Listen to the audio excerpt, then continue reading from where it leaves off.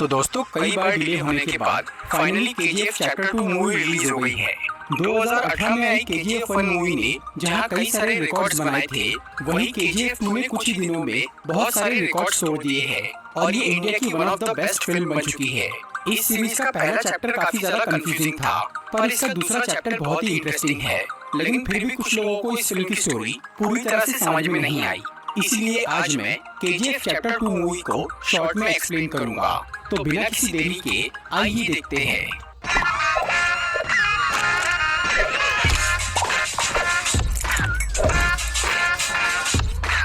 इस फिल्म की शुरुआत में 2008 यानी प्रेजेंट डे का टाइम दिखाया जाता है।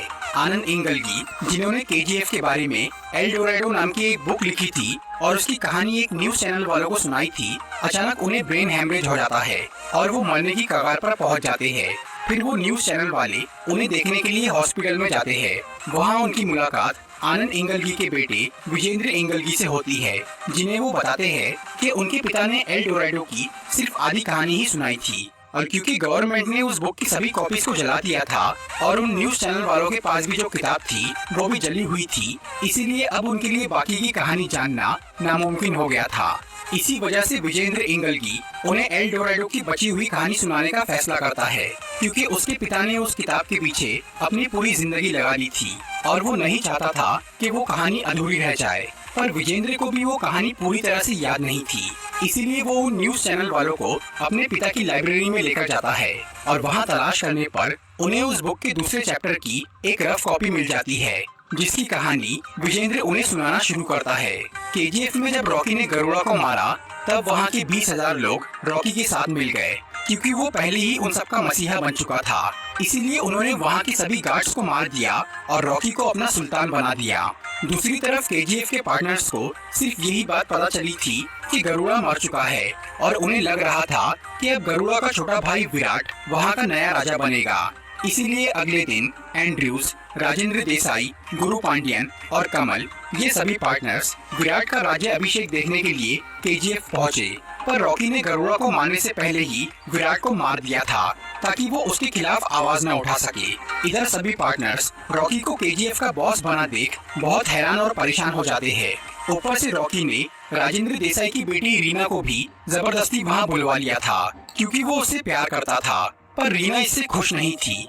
ये सब देखकर कमल बहुत गुस्सा होता है और वो रॉकी का विरोध करता है, इसीलिए रॉकी उसे मार डालता है। उधर केजीएफ में काम करने वाले सभी लोग रॉकी के बॉस बनने से बहुत खुश थे, क्योंकि वो उन्हें रोटी, कपड़ा, मकान और दवाई सब कुछ दे रहा था। और अब रॉकी ने पुराने गार्ड्स की जगह वहाँ के कई सारे वर्कर्स को हथियार देकर उन्हें नए गार्ड्स बना दिया था, पर उनमें से किसी को भी बंदूक चलाना नहीं आता था।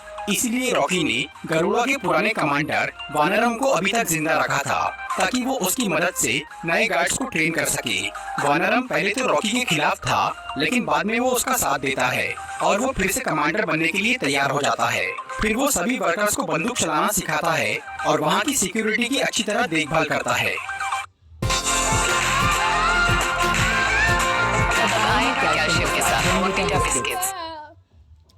इसके बाद रॉकी सभी पार्टनर्स को जमा करके उन्हें बताता है कि केजीएफ में सिर्फ एक ही गोल्ड माइन नहीं है, बल्कि वहाँ पर और 8 माइंस है, मतलब टोटल 9 माइंस, जिन्हें सूर्यवर्धन और गरुड़ा ने अब तक बंद रखा था, क्योंकि वो एक एक करके सभी माइंस से सोना निकालना चाहते थे और उस काम को सालों तक जारी रखना चाहते थे। लेकिन रॉकी ने सिर्फ 2 साल में ही उन माइंस से सारा सोना निकालने का फैसला कर लिया। इसीलिए वो सभी वर्कर्स के साथ खुद भी दिन रात काम करता है और अपने बिजनेस को बहुत बड़ा बना देता है। दूसरी तरफ सूर्यवर्धन का छोटा भाई अधीरा, जो कि अब तक मरने का नाटक कर रहा था और वो गरुड़ा के हटने के इंतजार में था, अब उसे बाहर आने का सही मौका मिल जाता है। उसे ये पता चल गया था कि केजीएफ में कोई बाहर का आदमी आकर राज कर रहा है और ये बात उसे बिल्कुल बर्दाश्त नहीं हो रही थी। इसलिए वो एक रात केजीएफ की बॉर्डर पर अपनी फौज के साथ घुस जाता है और वहाँ के कई गार्ड्स को मार डालता है। इसी दौरान एंड्रयूज रॉकी को केजीएफ से बाहर निकाल के मारने का प्लान बनाता है।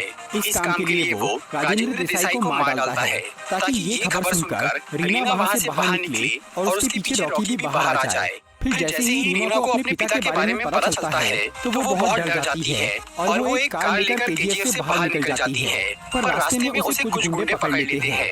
उधर जब रॉकी को रीना के बारे में पता चलता है तो वो भी केजीएफ के बाहर आ जाता है और वो उन गुंडों का पीछा करता है। वो गुंडे असल में अधीरा के आदमी थे जो कि रॉकी को अधीरा के इलाके में ले जाना चाह रहे थे और ये पूरा प्लान एंड्रयूज का था। उसने अधीरा को केजीएफ में घुसने में मदद की थी। फिर रॉकी उन सभी गुंडों को मार के रीना तक पहुंच जाता है, लेकिन अब वो अधीरा के इलाके में आ चुका था और तब अधीरा उसे गोली मार देता है जिससे रॉकी बहुत घायल हो जाता है। पर अधीरा उसे जान से नहीं मारता क्योंकि वो रॉकी को अपनी पावर दिखाना चाह रहा था और केजीएफ के सभी लोगों को खौफ में डालना चाह रहा था। इसलिए वो रॉकी को छोड़ देता है और वो अपनी फौज के साथ केजीएफ के बाहर डेरा डाल लेता है और वो किसी को भी केजीएफ के अंदर बाहर जाने नहीं देता, जिससे उनका बिजनेस रुक जाता है। इसी दौरान मुंबई में रॉकी का पुराना बॉस शेट्टी अपनी पावर बढ़ाने के लिए दुबई के डॉन इनायत खलील से हाथ मिला लेता है और वो रॉकी के सभी साथियों को मार के पूरे पश्चिमी तट पे कब्जा कर लेता है। इसी दौरान पार्लियामेंट के कई मेंबर्स गुरु पांड्यन की सरकार गिराने की कोशिश करते हैं। गुरु पांड्यन जो कि कई साल से प्राइम मिनिस्टर था, उसकी वजह से ही अब तक केजीएफ पर कोई लीगल एक्शन नहीं लिया गया था। लेकिन अब चारों तरफ से केजीएफ पर हमला हो रहा था और रॉकी की तबीयत भी काफी खराब थी। फिर जब रॉकी की तबीयत थोड़ी सुधरती है तो वो अपना दिमाग शांत करने और एक खास काम को अंजाम देने रीना के साथ हेलीकॉप्टर से केजीएफ के बाहर निकलता है और वो दोनों दुबई चले जाते हैं। वहाँ पर रॉकी इनायत खलील से मिलता है और उससे बिजनेस डील की बात करता है। पहले तो इनायत खलील इसके लिए राजी नहीं होता क्योंकि उसने अब शेट्टी से हाथ मिला लिया था, लेकिन रॉकी ने दुबई जाने से पहले ही अपने खुफिया आदमियों की मदद से शेट्टी को बर्बाद करने की तैयारी कर ली थी और उसके दुबई पहुंचने तक शेट्टी की पूरी गैंग खत्म हो जाती है। फिर जब इनायत खलील को एक खबर मिलती है कि रॉकी ने फिर से पश्चिमी तट को अपने कब्जे में ले लिया है, तब वो मजबूरी में रॉकी से डील कर लेता है। इसके अलावा रॉकी इनायत खलील से बहुत सारी AK-47 गन्स खरीद लेता है क्योंकि अब तक उनके पास सिर्फ पुरानी गन्स ही थी। फिर रॉकी वापस इंडिया लौट जाता है और अब वो अपनी नई गन्स की मदद से केजीएफ के बाहर बैठे अधीरा के सभी आदमियों को मार डालता है। इससे अधीरा भी घायल हो जाता है, पर रॉकी उसे जान से नहीं मारता क्योंकि अधीरा ने भी एक बार उसकी जान बख्शी थी, इसीलिए वो उसे वार्निंग देकर छोड़ देता है। फिर रॉकी मुंबई जाकर अपने हाथों से शेट्टी को मारता है और पार्लियामेंट के सभी मेंबर्स को धमकाकर गुरु पांड्यन की सरकार गिरने से बचा लेता है। इस सब के बीच रीना अब रॉकी को पसंद करने लगी थी, इसीलिए वो उससे शादी कर लेती है और वो दोनों खुशी-खुशी साथ रहने लगते हैं। फिर 1978 से लेकर 1981 तक सिर्फ 3 साल में ही रॉकी ने केजीएफ का पूरा नक्शा बदल दिया। उसने वहाँ की आधी जगह को एक मॉडर्न इंडस्ट्री और बाकी जगह को एक खूबसूरत शहर बना दिया था और अब तक उसने वहाँ से लगभग सारा सोना निकाल लिया था। लेकिन फिर उसी साल गुरु पांड्यन की सरकार गिर जाती है और उसकी जगह एक नई पीएम आती है जिसका नाम था रमिका सेन, एक ऐसी औरत जिसे जुर्म और गैर कानूनी काम से सख्त नफरत थी। रमिका सेन के पीएम बनने से सीबीआई के एक ऑफिसर राघवन को बहुत खुशी होती है क्योंकि वो कई साल से केजीएफ की इन्वेस्टिगेशन कर रहा था पर आज तक वो उसके खिलाफ कोई एक्शन नहीं ले पाया था। लेकिन अब उसे अपने काम को आगे बढ़ाने का सही मौका मिल गया था, इसीलिए वो रमिका सेन से जाकर मिलता है और उन्हें केजीएफ की इलीगल माइनिंग और रॉकी के बिजनेस के बारे में बताता है। और ये सब जानने के बाद रमिका सेन राघवन को पूरे देश में रॉकी के कारखानों पर छापा मारने के लिए बोलती है, लेकिन रॉकी की खबरें देश में हर जगह फैले हुए थे, इसीलिए सीबीआई को छापा मारने पर कोई माल नहीं मिलता। पर बेंगलोर में एक जगह उन्हें एक सोने का बिस्किट मिल जाता है। वैसे तो ये कोई बड़ी प्रॉब्लम नहीं थी, लेकिन जब रॉकी को इस बारे में पता चलता है तो वो उस गोल्ड बिस्किट को लेने के लिए बेंगलोर के एक पुलिस स्टेशन में जाता है और वहाँ से बिस्किट लेने के बाद वो उस पुलिस स्टेशन को मशीन गन से उड़ा देता है। इसके बावजूद भी कोई भी डर के मारे रॉकी के खिलाफ कंप्लेंट नहीं करता। इसी दौरान आनंद इंगलगी नाम का एक न्यूज रिपोर्टर जिसने आगे जाकर एल डोराडो बुक लिखी थी, वो रॉकी के बारे में जानने के लिए केजीएफ में घुस जाता है। पर वहाँ के गार्ड्स उसे पकड़कर रॉकी के सामने पेश कर देते हैं, लेकिन रॉकी उसे मारने की बजाय उसकी ईमानदारी और हिम्मत से बहुत खुश हो जाता है और वो अपनी बायोग्राफी लिखवाने के लिए आनंद इंगलगी को केजीएफ में रख लेता है। और केजीएफ में रहते रहते आनंद को ये समझ में आता है कि एक क्रिमिनल होने के बावजूद भी रॉकी बहुत अच्छा इंसान है। दूसरी तरफ राघवन को रॉकी के बिजनेस और उसके ब्लैक मनी के खिलाफ सबूत मिल जाता है। इसीलिए रमिका सेन अब उसे अरेस्ट करने की तैयारी करती है। लेकिन जब रॉकी को इसकी खबर मिलती है तो वो खुद ही पीएम के ऑफिस पहुंच जाता है और अपने खिलाफ सारे सबूत उन्हें दे देता है। इसके बावजूद भी वो उसे अरेस्ट नहीं कर पाते, क्योंकि रॉकी ने अपने ब्लैक मनी को इस तरह से मैनेज किया था कि उससे पीएम के पार्टी मेंबर्स को भी पैसा जाता था। इसीलिए रॉकी को अरेस्ट होने का कोई डर नहीं था। लेकिन इससे रमिका सेन और भड़क जाती है और वो किसी भी तरह रॉकी को हराने की कसम खा लेती है। इसके बाद रॉकी अपने सबसे बड़े प्लान को अंजाम देता है। वो केजीएफ से निकला सोना बेचना बंद कर देता है और लगातार माइनिंग करके सारा सोना खुद ही जमा करता है। इससे पूरे ब्लैक मार्केट में हलचल मच जाती है और सब लोग रॉकी के खिलाफ होने लगते हैं। पर वो ये पीएम के डर से नहीं कर रहा था, इसकी कोई और वजह थी। जब उसके करीबी लोग उससे इस बारे में पूछते हैं तब रॉकी सबको बताता है कि उसका पिता एक शराबी आदमी था जिसने उसकी माँ का कभी ख्याल नहीं रखा। इसी वजह से उसकी माँ उस आदमी से अलग हो गई और उसने अपनी जिंदगी बहुत मेहनत करते हुए काफी गरीबी में बिताई और कम उम्र में इतनी तकलीफें झेलने की वजह से उसकी माँ बीमारी से मर गई। पर मरने से पहले उसने रॉकी से ये वादा लिया था कि वो दुनिया का सबसे अमीर आदमी बनेगा और गरीबों की मदद करेगा। इसीलिए रॉकी ये काम कर रहा था और क्योंकि उसके पिता ने जीते जी उसकी माँ का ख्याल नहीं रखा था, इसीलिए अब रॉकी ने कर्नाटक से अपनी माँ की कब्र और अपने पिता को केजीएफ बुलवा लिया और उसने अपने पिता को उस कब्र की देखभाल के काम पे लगा दिया। What's your damage? Serious split end sadness? Crushing breakage blues? Check out the new Opti Repair professional hair care system from Matrix. Infused with liquid protein. It repairs damage from the first wash for up to 99% less breakage. Check out new Opti Repair from Matrix. Y'all all Excuse me, ladies. Come here.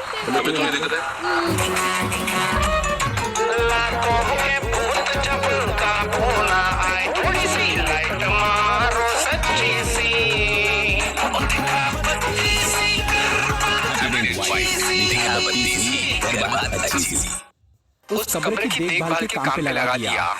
दूसरी तरफ अधीरा अपनी हार से अब तक बहुत गुस्सा था और वो काफी समय से केजीएफ में घुसने और रॉकी को मारने की तैयारी कर रहा था। तभी एक दिन एंड्रूज उससे मिलता है और वो अधीरा को केजीएफ में घुसने का एक खुफिया रास्ता बताता है। वो रास्ता जमीन से होकर केजीएफ की एक पुरानी माइन तक जाता था। इसीलिए अधीरा वहाँ गड्ढा खोदकर अपनी फौज के साथ वहाँ जाना शुरू करता है। इसके अलावा इनायत खलील भी रॉकी से बहुत नाराज था, इसीलिए वो उसे मारने के लिए अपने कई आदमी अधीरा के पास भेज देता है और वो सब मिलकर केजीएफ की तरफ बढ़ने लगते हैं। उधर रॉकी इंडस्ट्री के बीच में अपने काम में बिजी था। तभी अचानक रीना वहाँ आती है और वो उसे अपनी प्रेगनेंसी के बारे में बताती है। लेकिन उसी वक्त अधीरा अपने आदमियों के साथ केजीएफ में पहुंच जाता है और एंड्रूज भी अपने साथियों के साथ वहाँ पर आ जाता है और वो सब लोग वहाँ के गार्ड्स पर हमला करने लगते हैं। फिर अधीरा एक बंदूक से रीना को गोली मार देता है जिससे वो तुरंत मर जाती है और फिर वो रॉकी के साथ लड़ाई करना शुरू करता है। पहले तो अधीरा उसे बहुत मारता है, लेकिन बाद में रॉकी को रीना की याद आती है और तब वो अधीरा पर बुरी तरह टूट पड़ता है और आखिर में वो उसका गला दबाकर उसे मार डालता है। उधर केजीएफ के गार्ड्स ने भी अधीरा के सभी साथियों को मार दिया था, पर रॉकी अब तक इस बात से परेशान था कि वो सब लोग केजीएफ के अंदर कैसे घुसे। और जब उसे ये पता चलता है कि वो लोग एक पुरानी माइन से अंदर आए थे, तब रॉकी समझ जाता है कि इस साजिश के पीछे किसका हाथ है और वो उस इंसान को मारने के लिए दिल्ली रवाना हो जाता है, क्योंकि इस पूरे खेल का असली मास्टरमाइंड गुरु पांड्यन था। जब सूर्यवर्धन ने गरुड़ को अपना वारिस बनाया था, तभी से गुरु पांड्यन ने केजीएफ को हथियाने का सोच लिया था। उसने पहले गरुड़ और अधीरा के बीच में दुश्मनी पैदा की, फिर उसने अधीरा को गरुड़ से बचा के उसे अपने साथ मिला लिया। बाद में उसने रॉकी का पता लगाया और गरुड़ को मारने का प्लान बनाया और जब रॉकी केजीएफ का बॉस बन गया, तब उसने एंड्रूज के जरिए अधीरा को केजीएफ में घुसने में मदद की। फिर उसने इनायत खलील और शेट्टी की दोस्ती करवाई और आखिर में खुद उसने अपनी ही सरकार गिरा के रमिका सेन को रॉकी के पीछे लगा दिया। इसीलिए अब रॉकी गुरु पांड्यन को मारने दिल्ली गया था और वहां पहुंचकर उसने पार्लियामेंट में सबके सामने गुरु पांड्यन को मार डाला और ये देखकर पीएम रमिका सेन बिल्कुल दंग रह जाती है। पहले वो सिर्फ रॉकी को पकड़ना चाह रही थी, लेकिन अब इस कांड के बाद उसने रॉकी को जान से मारने का फैसला कर लिया और उसके नाम का डेथ वारंट निकाल लिया। इसके अलावा उसने पूरे केजीएफ को भी तबाह करने का ऑर्डर दे दिया। दूसरी तरफ रॉकी ये जानता था कि एक न एक दिन ऐसी कोई नौबत जरूर आएगी, इसीलिए उसने पहले से ही अपने यहाँ काम करने वाले 20,000 लोगों के लिए एक नया शहर बना के तैयार रखा था। फिर जब इंडियन आर्मी केजीएफ में घुसने लगती है, तब वहाँ रहने वाले सभी लोग वहाँ से निकलकर उस नए शहर में जाना शुरू करते हैं। फिर जब आर्मी वाले केजीएफ की तलाशी लेते हैं, तो वहाँ उन्हें ना तो रॉकी मिलता है और ना ही कोई सोना, क्योंकि आर्मी वालों के वहाँ आने से पहले ही रॉकी अपना सारा सोना एक बड़े से शिप में रखकर इंडियन ओशन में चला गया था, क्योंकि वो अपना सोना सरकार को नहीं देना चाहता था। उसने थोड़ा सोना अपनी कंपनी के लोगों को दे दिया था और बाकी का सारा सोना वो समुद्र में डुबा देना चाहता था, ताकि वो गलत हाथों में ना पड़े। इसीलिए वो इंडियन ओशन के बीच में पहुंच जाता है और नेवी फोर्सेस को अपने ऊपर फायर करने के लिए उकसाता है। उधर सभी लोग केजीएफ से बाहर निकल चुके थे, इसीलिए रमिका सेन केजीएफ और रॉकी के शिप पर बॉम्ब गिराने का ऑर्डर दे देती है। फिर एक तरफ केजीएफ तबाह होता है और दूसरी तरफ रॉकी का शिप, जिससे रॉकी और उसका सारा सोना समुद्र में डूब जाता है। और वो समुद्र इतना गहरा था कि उसमें डूबा सोना कभी किसी को नहीं मिल पाया। फिर रॉकी की मौत के कुछ टाइम बाद न्यूज रिपोर्टर आनंद इंगलगी रॉकी की पूरी जिंदगी पर एक किताब लिखने का फैसला करता है, पर क्योंकि प्राइम मिनिस्टर ने सबको ये ऑर्डर दे दिया था कि इतिहास में कहीं भी रॉकी का नामो निशान नहीं होना चाहिए, इसलिए बाद में जब आनंद इंगलगी की बुक पब्लिश होती है तो गवर्नमेंट उसे जला देती है। मूवी के मिड क्रेडिट सीन में हमें दिखता है कि रॉकी के मरने के 3 महीने पहले यूएस का एक CIA ऑफिसर रमिका सेन से मिलने आया था, जिसने उन्हें एक फाइल देकर बताया था कि रॉकी ने 1978 से लेकर 1981 तक यूएस और दूसरे 16 देशों में बहुत क्राइम्स किए हैं। और फिर रॉकी के मरने के बाद रमिका सेन उस CIA ऑफिसर की फाइल पढ़ना शुरू करती है, जिसमें रॉकी के दूसरे देश में किए क्राइम्स के बारे में लिखा हुआ था।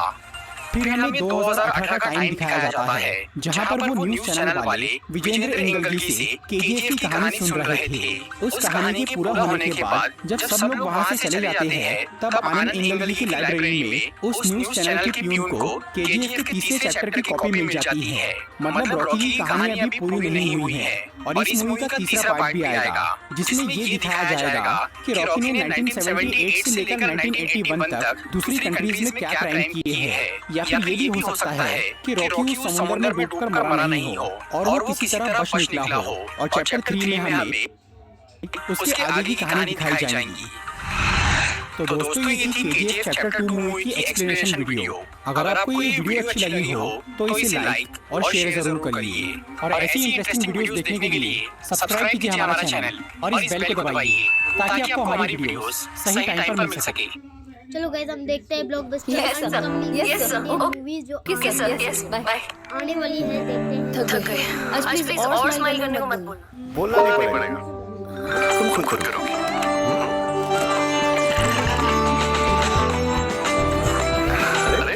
स्माइल आ गई। सुकून के संग, के संग।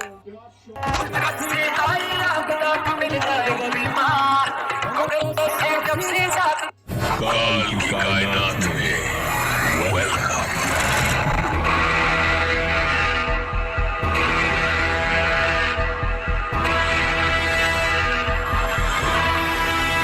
जैसा कि आप सभी को पता ही होगा, इंडियन सिनेमा में हम लोग काफी बड़ी बजट की फिल्म देख चुके हैं, जिनकी बजट 500 से 600 करोड़ रुपए का होता है, जो बॉक्स ऑफिस फाड़ के रख देता है कमाने के मामले में। जी हाँ दोस्तों, इसी को देखते हुए साउथ और बॉलीवुड भी ला रही है काफी बड़ी बजट की फिल्में, जिनकी बजट कम से कम 300 से 1000 करोड़ रुपए के बीच होने वाला है, जो आने वाले टाइम में बाहुबली जैसी बड़ी फिल्म का भी रिकॉर्ड तोड़ देने वाला है। तो चलिए देखते हैं इस लिस्ट में कौन कौन सी फिल्म होने वाली है। लेकिन ऐसा कुछ जानने के लिए आपको वीडियो को अंत तक जरूर से देखना होगा। तो चलिए वीडियो को करते हैं स्टार्ट।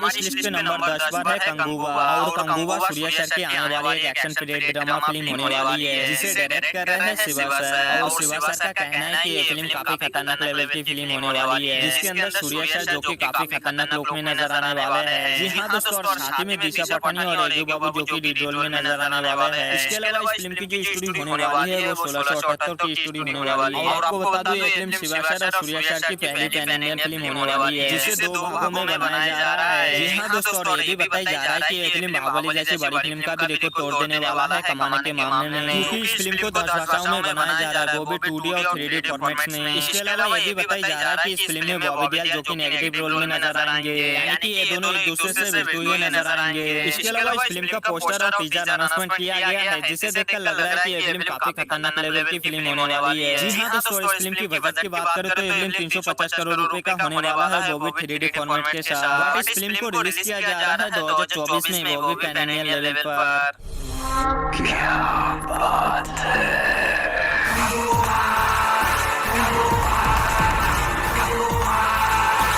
उसके बाद हमारी इस लिस्ट के नंबर 9 पर है वॉर 2। और वॉर 2 ऋतिक रोशन की आने वाली एक एक्शन थ्रिलर फिल्म होने वाली है, जिसे डायरेक्ट करने वाले हैं सिद्धार्थ आनंद नहीं बल्कि आनंद मुखर्जी डायरेक्ट करने वाले हैं, जिसने ब्रह्मास्त्र जैसी बड़ी फिल्म पहले भी बना चुका है। और आपको बता दूं, ये फिल्म 2019 में आई वॉर का सीक्वल पार्ट होने वाला है। जी हाँ दोस्तों, और इस फिल्म के अंदर ऋतिक रोशन फिर से एक बार काफी ज्यादा एक्शन करते हुए नजर आने वाले हैं। और आपको बता दूं, इस फिल्म में ऋतिक रोशन के साथ किरारा आडवाणी जो कि लीड रोल में दिखाई देने वाले हैं। इसके अलावा इस फिल्म में नेगेटिव रोल में जो कि जूनियर एनटीआर नजर आने वाले हैं, और साथ में टाइगर पठान और जिम का भी कैमियो रोल नजर आने वाला है, क्योंकि ये फिल्म स्पाई यूनिवर्स की फिल्म होने वाली है, जिसके अंदर ऋतिक रोशन और जूनियर एनटीआर जो कि एक दूसरे से भिड़ते हुए नजर आएंगे। और ये नजर इंडियन सिनेमा के आने वाले काफी खतरनाक लेवल की होने वाली है, क्योंकि एक तरफ बॉलीवुड के गॉड कहे जाने वाले ऋतिक रोशन तो दूसरी तरफ साउथ के मिनिस्टर कहे जाने वाले जूनियर एनटीआर जो आपस में एक दूसरे से भिड़ते हुए नजर आएंगे। और ये नजारा देखने के लिए मैं तो बहुत ही ज्यादा एक्साइटेड हूँ। इसके अलावा इस फिल्म की जो स्टोरी शुरुआत होने वाली है वो टाइगर 3 से होने वाली है, क्योंकि टाइगर 3 में ऋतिक रोशन जो कि कैमियो रोल में नजर आएंगे। जी हाँ दोस्तों, और वहीं से शुरुआत होने वाली है वॉर 2 की स्टोरी। इसके अलावा और एक बात बता दूं कि इस फिल्म का शूटिंग 2024 में ही शूट चालू करने वाले हैं। और आपको बता दूं, इस फिल्म को बनाया जाएगा लगभग 400 करोड़ के बजट में।